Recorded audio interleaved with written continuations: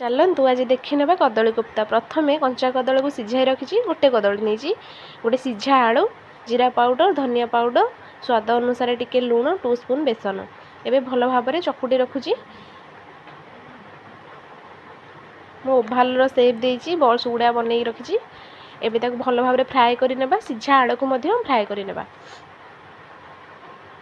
जमती कि are test पूरा अंडा तरकारी ठू भी आहरी बहुत बढ़िया। एबे आमे कौन करवा ना बल्स गुड़ाक काढ़ी नवा। फर्स्ट टिके तेल रे टिके चीनी जीरा एबे पियाज को पकाई फ्राए करनेबा।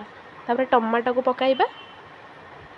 टमाटो पकाई सारा पर टिके लुण देदेबा। एबे हल्दी लंका गुंड टिके करी पाउडर पकाई भल भाव मिक्स करनेबा। एबे सीझा आलू को पकाइबा। मसला कषी हो गले एबे आमे काजू बटा देदेबा। टे पानी दे फुटिबा को छाड़ी नेबा।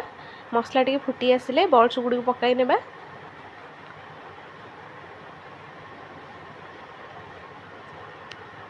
घोड़ाई नेबा किछि टाइम परे टे धनिया पत्र दे काढ़ी नेबा। एबे हमर कदली कोफ्ता रेडी। नॉनवेज भी भूली जिवे। कदली कोफ्तार टेस्ट पूरा नॉनवेज टाइप रो।